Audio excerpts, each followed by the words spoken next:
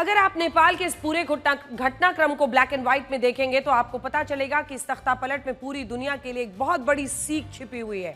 सीख ये है कि आजकल की युवा पीढ़ी अमीर और गरीब की खाई को उस तरह से नहीं देखती जिस तरह से पहले की पीढ़ियां देखा करती थी। पहले की जो पीढ़ी थी वो ये सोचती थी कि अमीर और ताकतवर लोगों के खिलाफ आवाज उठाने से कोई फायदा नहीं जी होता और जीत हमेशा ताकतवर की होती है। लेकिन आजकल की जेन जी युवा ऐसा नहीं सोचते। वो ये नहीं कहते कि ताकतवर के खिलाफ जीता नहीं जा सकता। वो ये मानते हैं कि ताकतवर अगर अन्याय कर रहा है तो उसके खिलाफ सारे लोग एकजुट होकर अगर निकलेंगे तो इंसाफ मांगी जा सकती है। नेपाल में यही हुआ है। नेपाल में एक तरफ वो जेन जी युवा है जो बेरोजगारी और भ्रष्टाचार से त्रस्त थे, वो सड़कों पर निकले और उन्होंने अपने तरीके से, कई लोग हिंसा को लेकर तो प्रश्न पूछ ही रहे हैं, लेकिन अपनी तरफ से उन्होंने अपने लिए इंसाफ की आवाज उठाई है। दूसरी तरफ नेताओं के वो बच्चे थे, क्योंकि अब हम आपको सबसे दिलचस्प हिस्सा आज के बुलेटिन का दिखाने वाले हैं। नेताओं के वो बच्चे थे जिनके ऐशो आराम में कोई कमी नहीं थी और आप ये भी कह सकते हैं कि अब तक दो तरह के नेपाल थे। एक नेपाल उन गरीब ताकतवर नेताओं का था जो वीवीआईपी बनकर रहते थे। दूसरा नेपाल उन आम लोगों का था जो गरीबी से संघर्ष कर रहे हैं।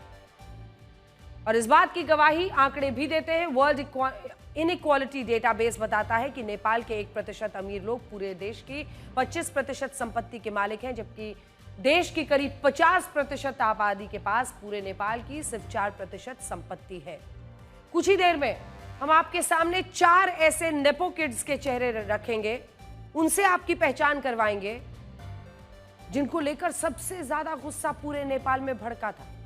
लेकिन ये आंकड़े भी उतने ही जरूरी रहे इस आंदोलन के पीछे। इसके अलावा आय में भी अगर नेपाल 100 रुपए कमाता था तो इसमें से 14 रुपए देश के सिर्फ 1% अमीर लोगों के पास चले जाते थे। आधी आबादी को इसमें से सिर्फ 18 रुपए ही मिलते थे।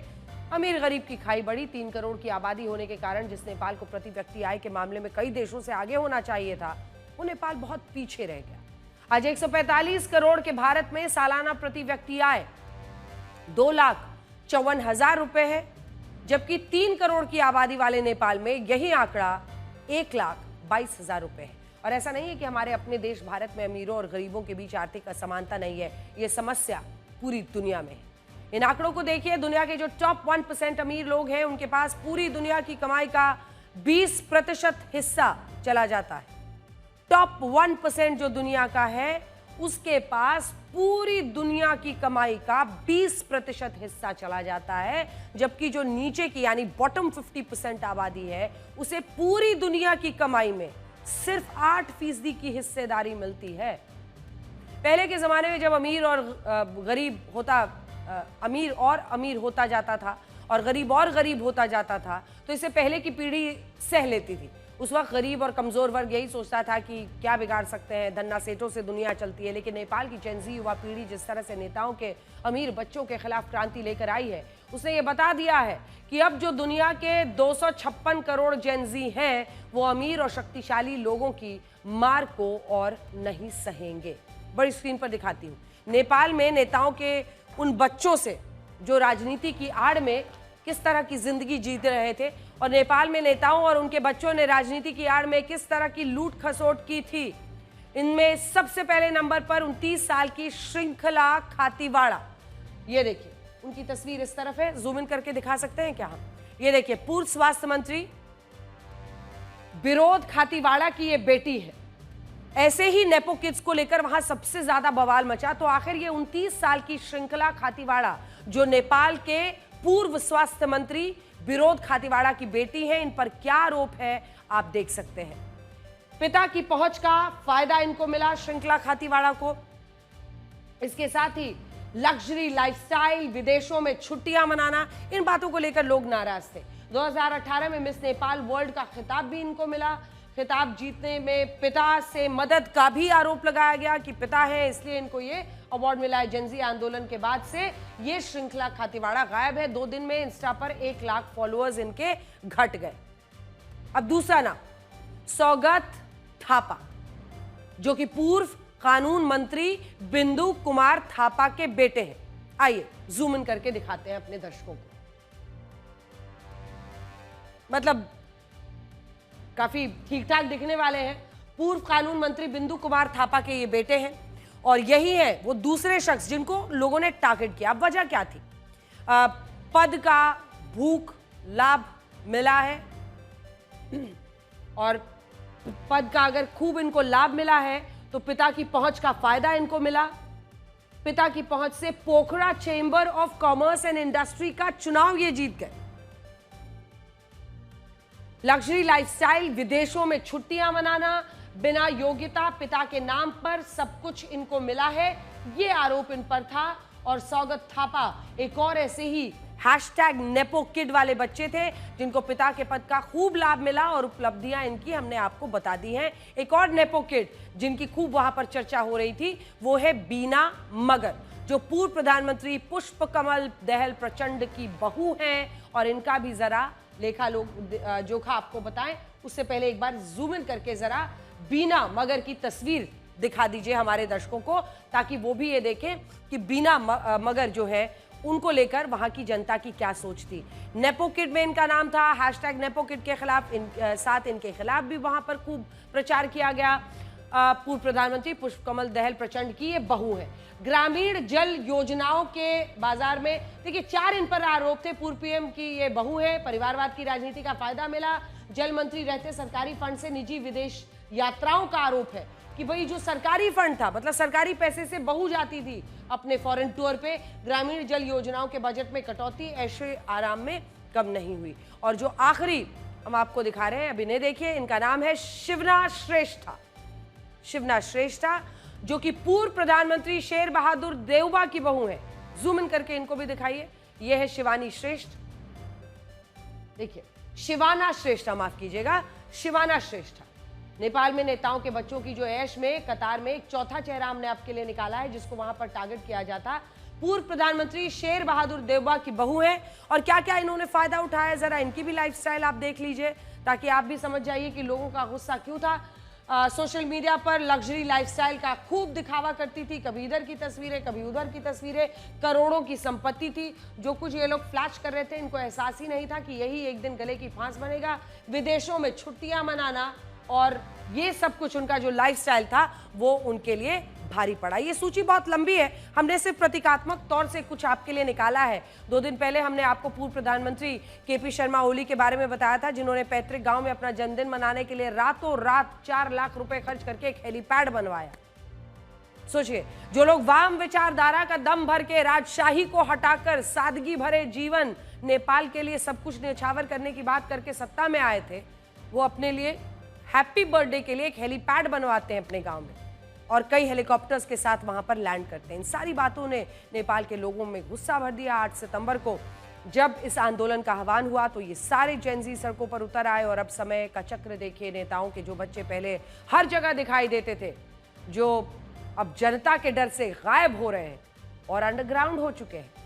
आप इस वीडियो को देखिए जिसमें नेपाल में विरोध प्रदर्शन के दौरान एक नारा खूब गूंज रहा था और वो था नेता का बच्चा गाड़ी में और गाड़ी पहुंची खाड़ी में। आज इस सवाल की भी काफी चर्चा है कि क्या नेपाल के तख्ता पलट के पीछे विदेशी ताकतों का कोई हाथ हो सकता है। आपको याद होगा जब बांग्लादेश में तख्ता पलट हुआ था तब वहां अमेरिका की भूमिका को लेकर कई सवाल उठे थे और अब नेपाल के तख्ता पलट में भी कुछ घटनाओं को संदिग्ध माना जा रहा है और अलग अलग मीडिया रिपोर्ट्स में बताया गया है कि नेपाल असल में चाइना और अमेरिका की जियोपॉलिटिक्स का शिकार हुआ है। केपी शर्मा ओली के लिए कहा जाता था कि उनका झुकाव चीन के प्रति बहुत ज्यादा था। हाल ही में 3 सितंबर को जब चाइना में विक्ट्री डे परेड का आयोजन हुआ तब इसमें ओली अपनी पत्नी के साथ शामिल हुए थे। वो विक्ट्री परेड जो आपको याद होगा एससीओ समिट के बाद हुआ था। एससीओ समिट जिसमें प्रधानमंत्री नरेंद्र मोदी भी चाइना पहुंचे थे, लेकिन विक्ट्री डे परेड में इंडिया शामिल नहीं हुआ। प्रधानमंत्री नरेंद्र मोदी तो वापस लौट गए, लेकिन जब वहां रशिया, इसी के साथ साथ व्लादिमीर पुतिन, रशियन प्रेसिडेंट, उधर से किम जोंग आपको याद होगा नॉर्थ कोरिया से, ये सभी लोग शामिल हुए विक्ट्री परेड में और पाकिस्तान वाला वो बूट पॉलिश पीएम भी शामिल हुआ था। नेपाल के पीएम केपी शर्मा ओली भी अपनी पत्नी के साथ थे। इसके अगले ही दिन 4 सितंबर को उनकी सरकार ने 26 सोशल मीडिया प्लेटफॉर्म्स पर रजिस्ट्रेशन के नियमों का पालन नहीं करने के लिए बैन लगा दिया था। लौटे चीन से ही थे, फिर फैसला ले लिया बैन का और फिर जो हुआ वो आप देख रहे हैं। इनमें ज्यादातर कंपनियां किस देश की थी? अमेरिका की। अब सवाल यही उठ रहा है कि केपी शर्मा ओली चीन से आते हैं और चीन के टिकटॉक पर यह कहते हुए कोई बैन नहीं लगाया जाता कि रजिस्ट्रेशन की प्रक्रिया का पालन टिकटॉक तो कर रहा है, लेकिन अमेरिका के फेसबुक, मैसेंजर, यूट्यूब जैसे सोशल मीडिया प्लेटफॉर्म्स पर बैन लगा दिया जाता है।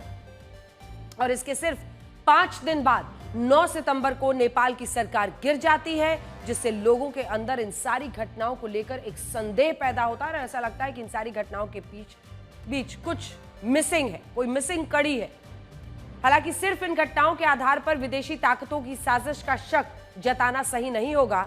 और यहां आपको यह भी पता होना चाहिए कि आधिकारिक रूप से इस पर अब तक नेपाल की तरफ से या किसी और देश की तरफ से कुछ नहीं कहा गया है। और यह भी जानिए कि जेन जी जिसने ये पूरा आंदोलन किया, वो खुद ये बता रहे हैं कि हमने ये सोशल मीडिया एप्स बंद होने की वजह से ये आंदोलन नहीं किया है, ये नेपाल में इन नेताओं के भ्रष्टाचार के खिलाफ है, क्योंकि जब उनके भ्रष्टाचार को हम सोशल मीडिया पर एक्सपोज कर रहे थे तब उन्होंने सोशल मीडिया बैन लगाया।